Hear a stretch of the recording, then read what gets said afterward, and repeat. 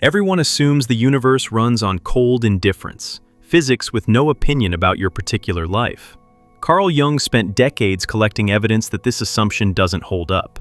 And what he found is stranger and far more demanding than most people expect once they actually sit with it. He didn't arrive at this from theory. He arrived at it from patients who kept describing the same impossible thing. A dream the night before a death. A name spoken aloud moments before the phone rang with news of that exact person. A book falling open to the one page that answered a question they'd never said out loud to anyone. One woman he treated dreamed, 3 nights running, of standing at the edge of a dark ocean unable to reach the water, and on the 4th day received a letter that reopened a part of her life she'd sealed off for years. He started calling this kind of alignment synchronicity, and the word gets thrown around today like a horoscope term, stripped of what he actually meant by it. He meant something precise. Meaning doesn't only travel through cause and effect. Sometimes it arrives sideways, through coincidence that turns out to be something else entirely, because the psyche and the world outside it are woven together far more tightly than modern life has trained us to assume. Today I want to walk you through what Jung actually found when he went looking for the edges of the self and discovered they weren't where anyone expected. I want to show you why certain moments in your life have felt less like chance and more like recognition. Why the timing of things sometimes feels engineered by something wiser than you, and what it actually asks of you to live like the universe is paying attention. It's a comforting idea on the surface and a demand underneath, and most people who feel the pull of it spend years running from what it's actually asking of them. There's a particular kind of loneliness that comes from feeling like everything is random. You wake up, things happen to you, you respond, more things happen, and somewhere in the middle of that grinding sequence you start to suspect that none of it means anything, that you're a passenger in a universe with no opinion about you at all. Most people carry this quietly. They build lives around distraction because stillness makes the emptiness louder. And then something happens that doesn't fit the pattern. A stranger says the exact sentence you needed to hear. You think of someone after years of silence and they call that same day. You find yourself in a place you never planned to be, at the exact moment someone else needed you there. Jung would have called this the first crack in the wall, the moment the world stops behaving like a machine and starts behaving like something with intention. He spent his own life documenting these cracks, first in himself, later in the thousands of patients who walked into his office in Zurich, carrying dreams they were almost embarrassed to mention, certain no one would believe that a dream had predicted something real. He believed them. He'd lived through enough of his own uncanny convergences to know that dismissing them outright was its own kind of denial, a refusal dressed up as rationality. There's a difference between coincidence and synchronicity worth being precise about, because loose use of the word has made it easy to mock. A coincidence is 2 unrelated events that happen to line up. You think of pizza, your friend suggests pizza. Nothing deep there, just overlapping minds running on similar inputs. Synchronicity, in Jung's sense, is narrower and stranger. It describes a moment when an inner psychological state and an outer event align with a specificity that carries real meaning, and the alignment can't be explained by one thing simply causing the other. You dream of your grandmother the night she dies, hours before anyone calls to tell you. The dream didn't cause her death, and her death, happening in another city while you slept, couldn't ordinarily have caused the dream either. Something else links them, a third thing. Jung spent decades trying to name that third thing, and the closest he came was this: the psyche reaches further than the inside of your skull. It's worth pausing on what Jung wasn't claiming, because the idea has been stretched into shapes he'd probably have rejected. He wasn't saying you can manifest a parking spot through sheer intention, or that the universe rearranges traffic patterns to reward positive thinking. He was a trained physician and psychiatrist who spent his career grounded in clinical observation before he ever ventured into anything resembling mysticism, and he approached synchronicity the same careful way, treating it as a phenomenon to be documented rather than a doctrine to be preached. The distinction matters because the version of this idea that's been commercialized into affirmations and vision boards strips out everything that made Jung's original insight useful. His version doesn't promise you'll get what you want. It suggests that the world responds to the state of your inner life in ways that are worth noticing, whether or not the response is comfortable, whether or not it's what you were hoping for. Think about the way water behaves in a bay compared to the open ocean. In the bay, it looks separate, a distinct body with its own tides and temperature, contained by land on every side. But it was always the same water as the ocean, just temporarily shaped by the coastline around it. Jung's model of the unconscious works something like this. Your personal unconscious is the bay, shaped by your specific history, your wounds, your family, your particular shoreline. Underneath it, feeding it, connected to it the whole time, is what he called the collective unconscious, the ocean itself, shared, ancient, running beneath every human mind that has ever existed. When synchronicity happens, nothing reaches in from some outside supernatural place. The bay is simply remembering it was never actually cut off from the sea. There's a particular kind of person who spends years insisting the world is indifferent, not because they've thought it through carefully, but because indifference is safer than hope. If nothing means anything, nothing can disappoint you either.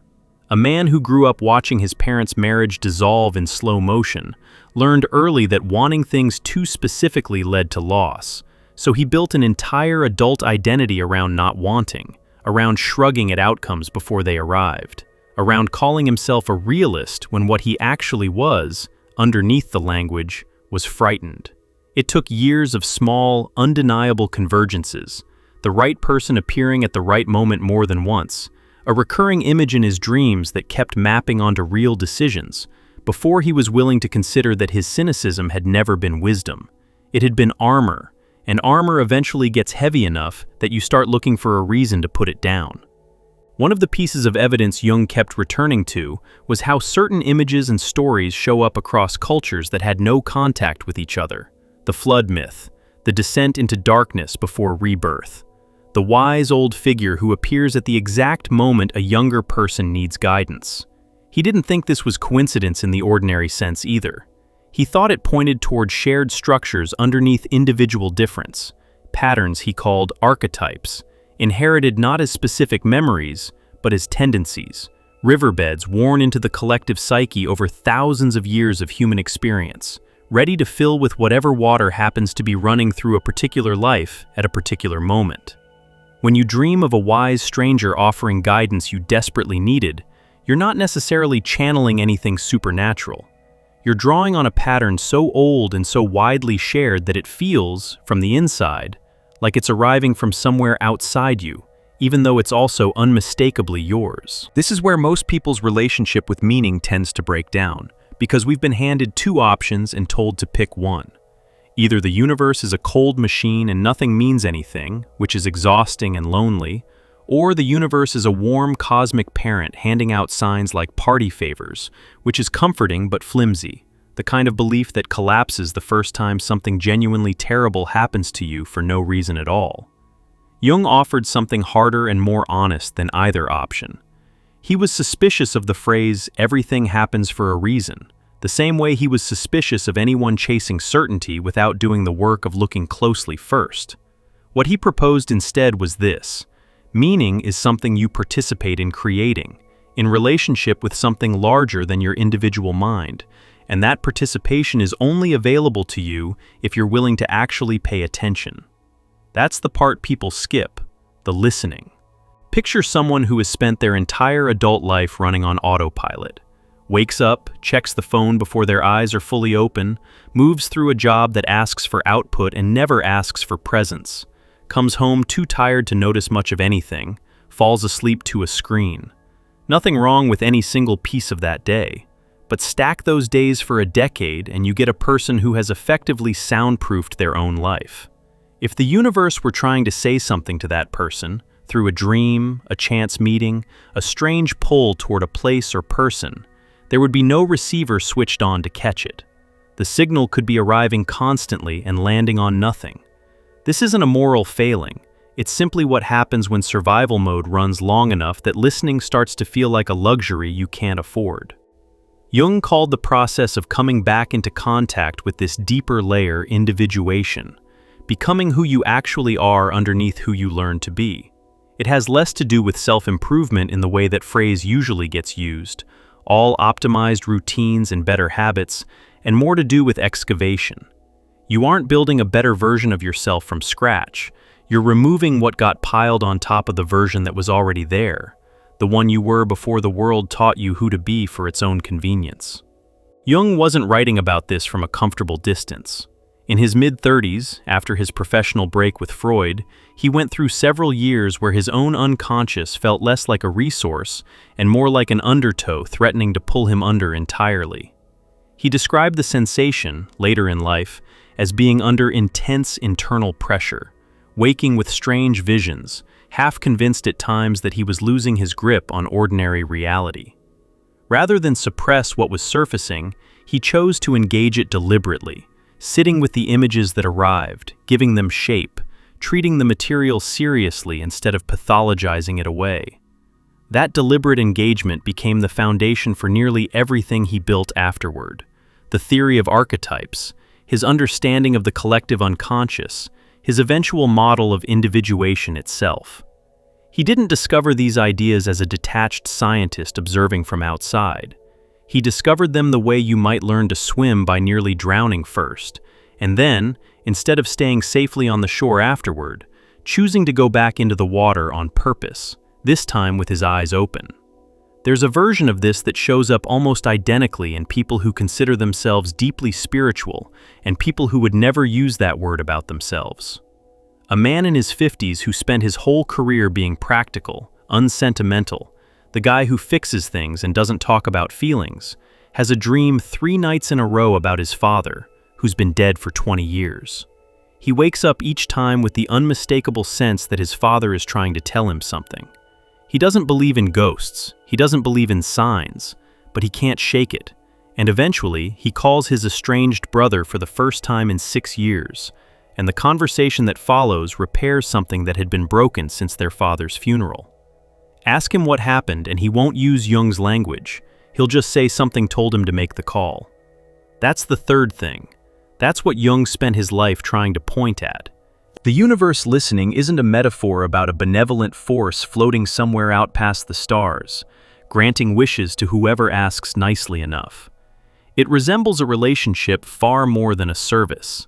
The same way a good conversation isn't one person talking at a wall, it's 2 things responding to each other in real time.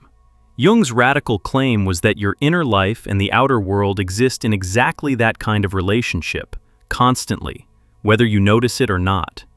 The real question was never whether the universe is listening. The question is whether you are. There's a cost to waking up to this, and it deserves to be named honestly instead of wrapped in inspiration poster language. Once you start noticing the alignment between your inner state and the events around you, you can't fully unnotice it again. The coincidences don't stop happening. They were probably always happening. But you lose the ability to write them off as nothing. That means you start being responsible for paying attention in a way you weren't before. It means you can't fall fully back asleep the way you used to. Some people find this exhausting long before they find it meaningful, and that's a real, under-discussed part of the process, not a sign that something's gone wrong. There's also the discomfort of what synchronicity tends to point toward. It rarely shows up to confirm you're on the right track when you're actually avoiding something.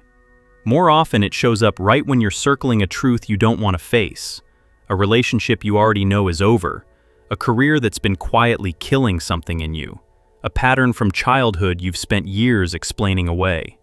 The timing starts to feel less like comfort and more like confrontation. You keep running into the same theme everywhere, in conversations, in books that fall open to the wrong page at the right moment, in dreams that won't leave you alone. And it starts to feel less like the universe cheering you on, and more like it's tapping you on the shoulder, insistent, patient, unwilling to let you keep pretending you haven't noticed. Think about the daughter who learned at 7 or 8 to read her father's face before he'd said a word. The particular set of his jaw that meant the evening was about to go badly. The way his silence in the car had a different texture depending on what was coming. She got very good at this. It kept her safe for years. But she carried the same hypervigilance into every relationship afterward, scanning new partners for danger that mostly wasn't there, mistaking ordinary human moodiness for the specific threat she'd learned to fear as a child. When synchronicity eventually started showing up in her life, dreams about locked doors, a recurring stranger's face she couldn't place, it wasn't handing her comfort. It was handing her the exact pattern she needed to finally see clearly, so she could stop defending against a war that had ended decades earlier. This is usually where people quietly opt out, even the ones who started this journey genuinely curious. It's one thing to enjoy the idea of synchronicity when it shows up as a pleasant surprise, an old friend appearing at exactly the right moment, the exact piece of information you needed landing at the exact time you needed it. It's another thing entirely when the pattern starts pointing at your own shadow, at the parts of yourself you've spent years avoiding, at the ways you've been complicit in your own unhappiness. Jung was blunt about this. He said the privilege of a lifetime is to become who you truly are, but he never pretended that privilege comes cheap. Individuation isn't a reward you get for being spiritually evolved. It's a demand that gets placed on you the moment you start actually listening. And most of what it demands is that you stop lying to yourself about the things you already know. There's a woman, a version of this pattern most people recognize somewhere in their own life, who spent years feeling a persistent, low-grade dread every time she walked into her office. Nothing dramatic, no single bad day she could point to, just a quiet sense of wrongness she'd learned to override with coffee and routine. She started having the same dream over and over, standing at the edge of water, unable to get in, some invisible wall keeping her on the shore while everyone else swam. She didn't think much of it until a coworker mentioned, offhand, a job opening at a small nonprofit doing work she'd cared about since college and had quietly given up on somewhere along the way. She almost didn't apply. It felt too obvious, too neat, more like something out of a movie than her actual life. She applied anyway. She got it. The dream stopped the week she started. She still can't fully name what happened, only that something in her had been trying to get her attention for a long time before she finally let it through. She tells the story now the way people tell stories about near misses on a highway. A little breathless, still slightly amazed at how close she came to spending another decade parked at the edge of that water, waiting for permission she was never actually going to receive from anyone but herself. This is the pattern Jung kept finding, patient after patient, and it's worth being precise about what it actually is, because it's easy to romanticize into something softer than it really is. The unconscious escalates rather than nags gently. A quiet unease you can ignore for a while becomes a recurring dream you can't ignore as easily. The recurring dream, left unattended long enough, starts showing up as physical symptoms or compulsive behavior, or a mounting sense that your life has become a performance you can no longer sustain. Somewhere in that escalation, synchronicity starts showing up too, functioning less like decoration and more like pressure. The outer world starts mirroring the inner one with a specificity that stops feeling coincidental. Jung's theory was that this escalation isn't punishment. It's communication that's had to get louder because the quieter channels weren't working. Somewhere in the middle of that escalation is where the real turning point tends to live. Not the comfortable part where you start feeling a little more aligned, but the harder part where you have to actually change something, and changing it costs you. I want to pause here because this is the part of the journey where most people need something solid to hold on to. Not a slogan, something practical. That's the entire reason the True Self-Discovery Guide exists. It was built as a structure for the moments when you can feel something surfacing, but don't yet have the language for it. The recurring dream, the pull toward a person or place you can't explain, the low hum of dread that won't resolve into a clear sentence. 24 reflection exercises, each rooted in Jung's own methods for listening to what the unconscious is trying to say before it has to escalate into crisis to get your attention. It won't hand you answers. It will help you sit still long enough to hear what's already trying to reach you. If any part of what you've heard so far has felt like recognition rather than information, that's worth trusting. There's a link below whenever you're ready to start listening on purpose, instead of waiting for the water to rise high enough that you have no choice. Because eventually, if you keep ignoring the signal, it rises. That's the next part of this. And it's the part nobody warns you about ahead of time, the moment the quiet nudges become something closer to a flood. There's a phase Jung and the alchemists he studied called the nigredo, the blackening, the dissolution, the part of the process where everything that used to hold your life together stops working all at once. It rarely arrives as a single event. More often, it's several things collapsing in close succession. A relationship ending, a job you thought was permanent disappearing, a version of yourself you'd built your whole identity around turning out to be unsustainable. From the inside, it doesn't feel like transformation. It feels like drowning. This is exactly the point where the synchronicities tend to intensify rather than fade, which feels cruel if you're expecting the universe to be comforting you, and feels like confirmation once you're able to see it from a slightly different angle. The same theme showing up in conversation after conversation, the same image recurring in dreams, strangers saying things that land like they were written specifically for you. Think about what actually happens to water under pressure. It doesn't disappear. It finds the cracks. It moves through whatever gives way first, and if nothing gives way, it builds until something does. The parts of you that have been holding a false structure together, the persona you built to survive childhood, the compulsive helping that let you feel needed instead of facing that you didn't feel valuable on your own terms, the endless busyness that kept you from ever sitting still long enough to hear what you actually felt. Those structures were never going to hold indefinitely. They were built to survive a specific set of circumstances, usually circumstances from a long time ago, and the pressure of your actual adult life eventually finds every place they were never built to withstand. She was 34 years old, sitting in her car in a parking lot outside the office she'd worked at for 9 years, unable to make herself walk through the doors. She'd called in sick twice that week already, which wasn't like her, and she sat there with her hands on the wheel and the engine off, watching people she recognized walk past the windows, feeling like she was watching her own life from somewhere just outside it. She didn't quit that day, but something in her had already left, and the months that followed were mostly about her body and her choices finally catching up to a decision some quieter part of her had made a long time before. This is the part of individuation that requires real honesty about your own shadow, and it's uncomfortable in a way that spiritual language often tries to soften. Saying the universe was preparing you for something isn't sufficient on its own. You have to look at your own participation, the ways you avoided this reckoning for years, the comfort you took in being the reliable one, the helpful one, the one who never needed anything, because needing something felt more dangerous than exhaustion. You have to admit that some of what you called generosity was actually fear, that some of what you called patience was actually avoidance, that some of what you called loyalty was actually a refusal to believe you deserved better. Jung didn't think growth was possible without this kind of unflattering honesty. He thought spiritual bypassing, skipping straight to light and love without going through the dark first, produced people who were inflated rather than whole, convinced of their own evolution while still running the exact same unconscious patterns underneath a nicer vocabulary. There's a particular moment in this collapse that tends to function as the real turning point, and it usually doesn't look like an epiphany. It looks like exhaustion finally winning. You stop being able to keep performing the version of yourself that was working for everyone except you. Something breaks, not always dramatically, sometimes just a quiet refusal to keep doing what you've always done.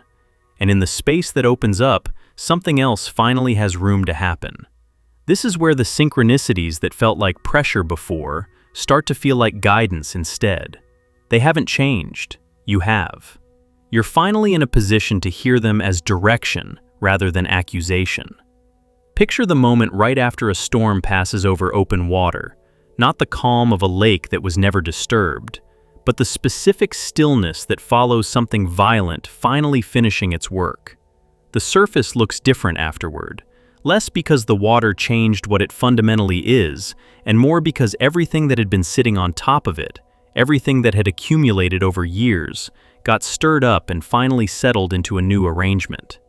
This is what integration actually looks like from the inside, becoming a less obstructed version of the person who was always underneath. What tends to emerge on the other side of collapse is rarely certainty, and this is worth saying plainly because certainty is what people expect and rarely get. What emerges is closer to trust. Not trust that everything will be fine, because Jung never promised that, and neither will I. But trust that you're capable of listening to what's actually happening, instead of what you wish were happening. That trust changes your relationship to synchronicity itself. Before, the alignment between inner and outer world felt like something happening to you, mysterious and slightly frightening. Afterward, it starts to feel more like a conversation you're actually participating in, noticing a pull towards something and following it part way to see what happens, noticing a recurring image and asking what it might be trying to show you, rather than either dismissing it or being swept along by it without any agency of your own. There's a man who went through something like this after his marriage ended, not from betrayal or anything dramatic, just a slow drift that both people had been too afraid to name for years. In the months afterward, he kept encountering the same word in unrelated places, a stranger's conversation on a train, a line in a book he picked up at random, a song lyric that played twice in one day on 2 different stations. The word was return. He didn't know what to do with it for a long time. He assumed it meant he was supposed to go back to his marriage, and he tried, and it didn't work, because that wasn't actually what the pattern was pointing toward. It took him another year to understand that the return being pointed to wasn't to his ex-wife. It was to a version of himself he'd abandoned somewhere in his 20s, a person who used to make things with his hands, who used to have opinions that weren't borrowed from someone else, who used to feel like a whole person rather than half of a partnership. The synchronicity was accurate. He'd simply misread the destination at first, which is common, because the unconscious rarely spells things out in the language you expect it to use. This is worth sitting with, because it corrects a mistake a lot of people make once they start paying attention to synchronicity, assuming that every alignment is pointing towards something external, a person, a job, a place. Sometimes it is, but just as often, and Jung was clear about this, the outer event functions as a mirror for an inner movement already underway, and the real point isn't the external thing at all. The point is what the external thing reveals about a change already happening inside you, whether you've consciously registered it yet or not. Some of the hardest synchronicities to sit with are the ones that show up inside relationships, because they tend to expose projection rather than resolve it. You meet someone who seems to embody everything you've been missing: warmth you didn't get as a child, confidence you never let yourself have, and the timing feels so precise that it's tempting to call it fate and stop asking questions. Jung would have wanted you to keep asking. What we can't face in ourselves, we tend to see in others, and the people who arrive with uncanny timing are often showing us exactly what we've been avoiding inside our own psyche, not handing us a rescue. Sometimes the relationship is real and lasting. Sometimes it's a mirror wearing a person's face, there long enough to show you something before the reflection moves on. Telling the difference takes more honesty than most people are willing to bring to a new relationship, especially one that arrived wrapped in the language of destiny. There's a particular feeling worth naming here, the one that arrives in the middle of an ordinary evening when you suddenly recognize a pattern you've repeated 3 or 4 times across different relationships, different jobs, different cities, and realize, with a kind of quiet horror, that the common denominator in all of it was you. Not in a way that assigns blame so heavy it collapses into shame, but in a way that finally hands you something you can actually work with. If the same dynamic keeps finding you regardless of who else is involved, the door back into your own life is a door only you can open. That recognition is uncomfortable precisely because it's useful. It moves you from waiting for the world to change to noticing what you've been bringing into every room you enter.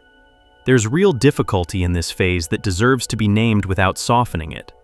Trusting your own inner life after years of ignoring it doesn't happen instantly just because you've had 1 or 2 uncanny experiences.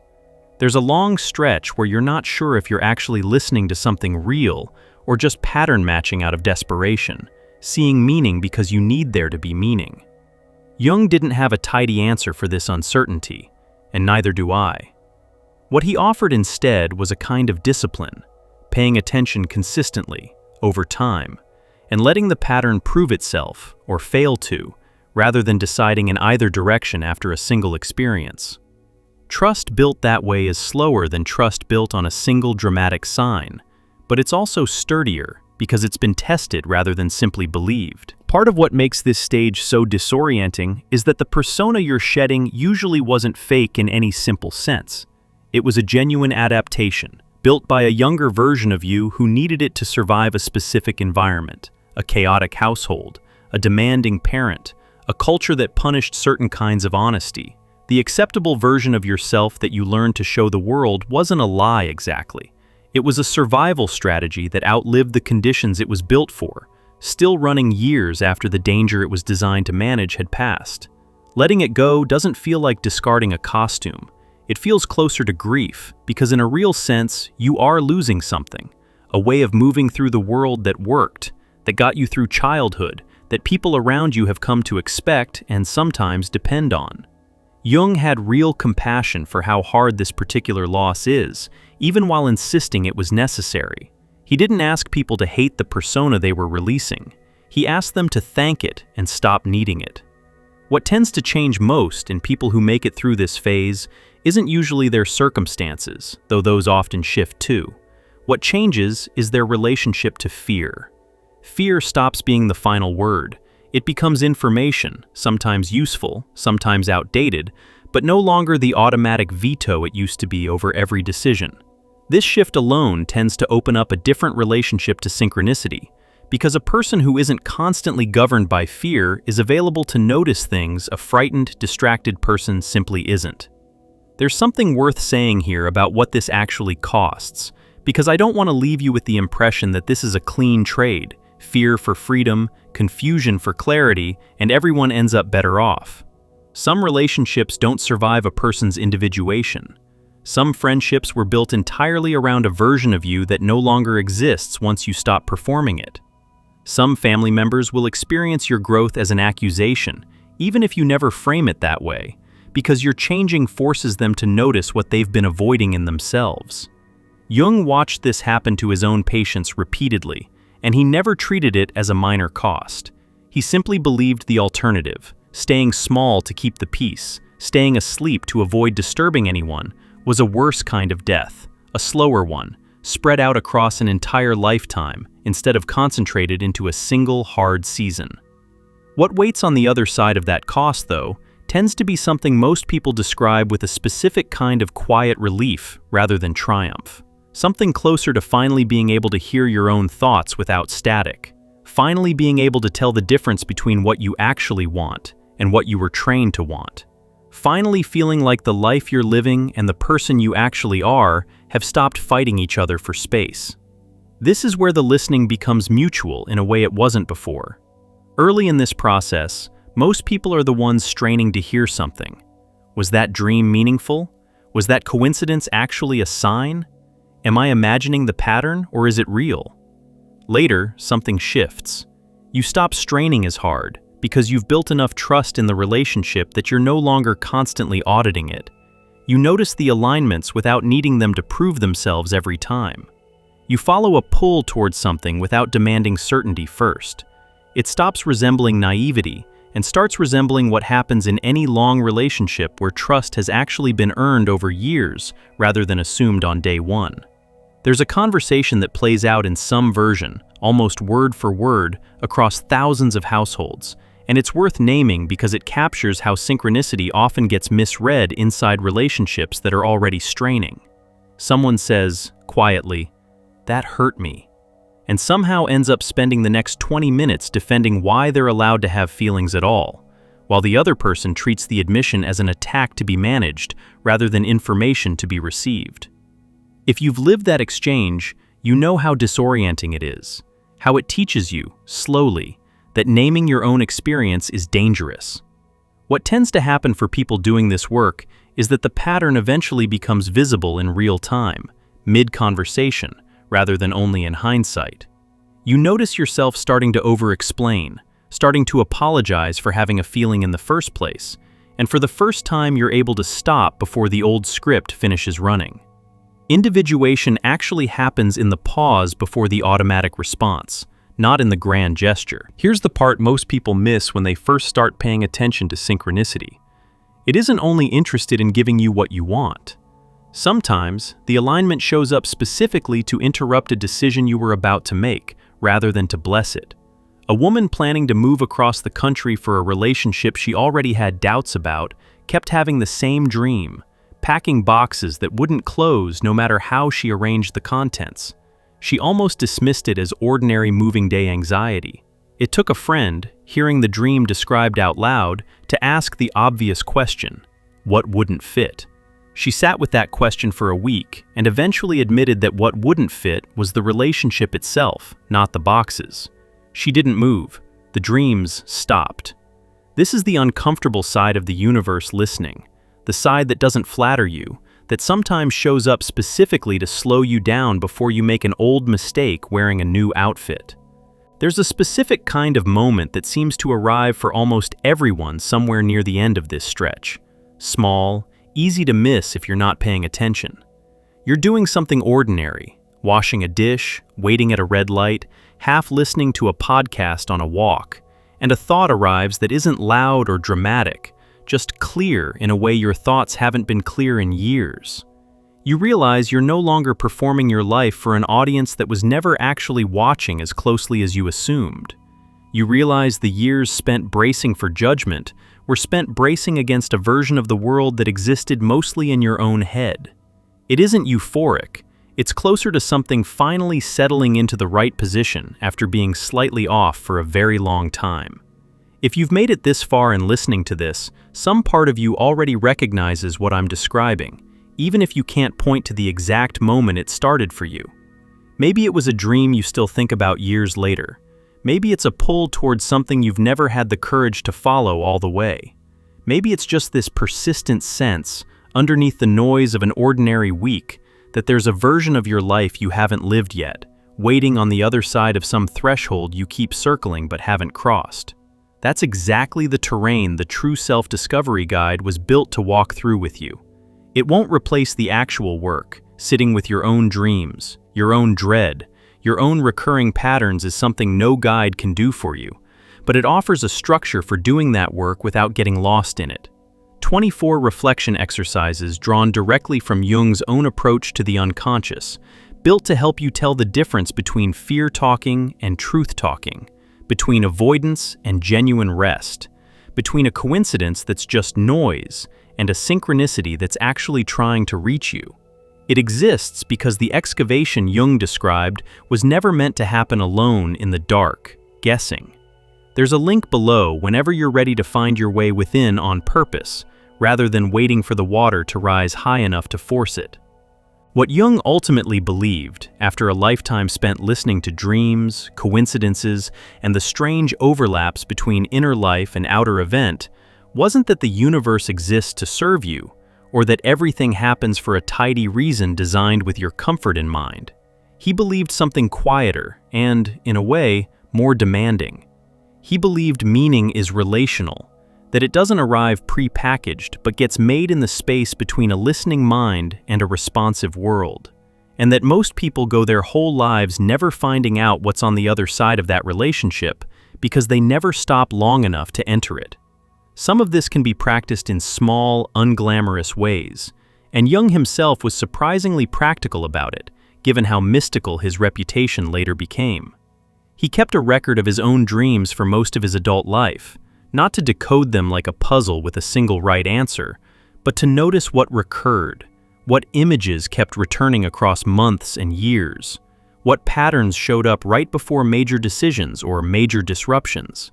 He didn't treat every dream as prophecy. He treated the accumulation of dreams as a kind of long conversation with a part of himself that communicated in a different language than his waking mind, one that rewarded patience far more than it rewarded quick interpretation.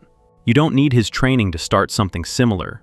Writing down what you remember before you check your phone in the morning, noticing which images repeat, noticing which conversations or places or names keep resurfacing in your waking life without obvious explanation, is enough to begin building the kind of relationship Jung spent his whole career trying to describe. You don't have to believe in anything mystical to test this for yourself.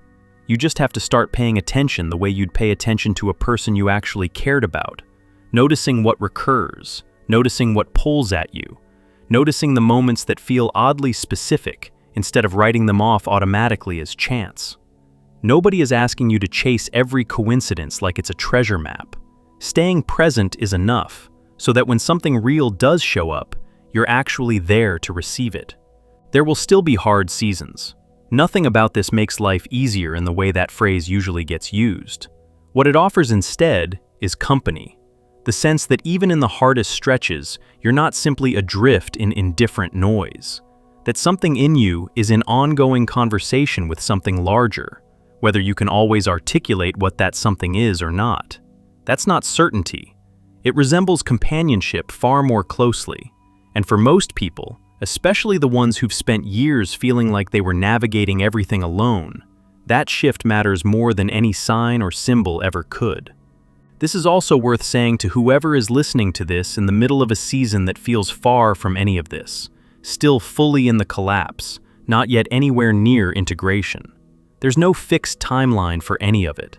Some people move through the dissolution in months, others in years, and the length of the process was never a measure of how well you're doing it. If you're still in the water right now, still unable to find the floor beneath you, the fact that you're listening to something like this at all suggests part of you is already reaching for the shore, even if the rest of you can't feel it yet. It's worth saying plainly that none of this requires you to have had a dramatic synchronicity already, a dream that predicted a death, a stranger who said the exact right thing at the exact right time. Some people move through years of this work before anything that uncanny happens to them, and some people have one striking experience early and then go long stretches without another. The frequency was never the measure Jung cared about. What mattered to him was the quality of attention a person brought to their own life, whether they were awake enough to notice when something did arrive, rather than how often the universe happened to knock. A person who's paying close attention to an ordinary, quiet week will often find more meaning in it than someone racing past an extraordinary one. There's a particular kind of confidence that grows out of this, quieter than the confidence people usually picture, and worth describing carefully because it doesn't announce itself the way you might expect. It doesn't sound like certainty about outcomes. Someone living from this place can still be afraid of losing a job, still be uncertain about a relationship, still not know how a difficult season will resolve. What's different is the ground underneath the fear. There's a sense, hard to explain to someone who hasn't felt it, that whatever happens, you'll actually be there for it, awake, present, listening, rather than absent from your own life the way you were for so many years before. There's one more shift worth naming before we close, because it tends to arrive quietly for people who've done enough of this work, and it changes how they move through the rest of their life. Jung believed the people best equipped to help others through psychological pain were rarely the ones who'd never suffered. They were the ones who'd been through their own version of the flood and come out the other side still willing to stand near the water. He called this the archetype of the wounded healer, the idea that your own dissolution, however unwanted it felt while it was happening, eventually becomes the exact thing that lets you sit with someone else's without flinching. You stop needing their pain to resolve quickly so that your own discomfort can end.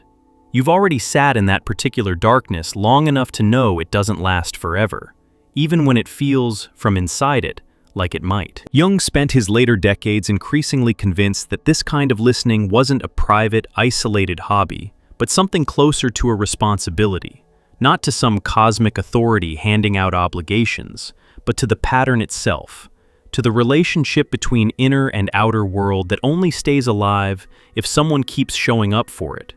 He believed a person who stopped listening entirely didn't just lose access to synchronicity. They lost access to a whole dimension of their own experience, flattening a rich, layered life into something purely mechanical, purely transactional, stripped of the depth that made it worth living in the first place. This is part of why the loneliness at the start of this conversation matters so much, and why it's worth returning to before we close. The person standing at the edge of the water at 3 in the morning isn't crazy, isn't imagining things, isn't manufacturing meaning out of desperation. They're doing something most of the culture around them has quietly forgotten how to do. They're listening for a response instead of assuming in advance that none is coming. Think back to that woman standing at the edge of a dark ocean in her own dream, unable to reach the water, right up until the moment life finally answered the question she hadn't known how to ask out loud. That image was never really about her alone. It's the shape of what this whole process looks like from the inside, standing at the edge of something vast, convinced you're locked out of it, when the truth is closer to the opposite. Some part of you has always known you're not as separate from what's around you as the daylight version of your life insists you are. The tide moves whether you watch it or not. But something changes, quietly and permanently, the moment you finally start watching, the moment you let yourself believe the listening was never one-directional to begin with, that it was always mutual, and that it's been waiting patiently for you to notice it was your turn to answer.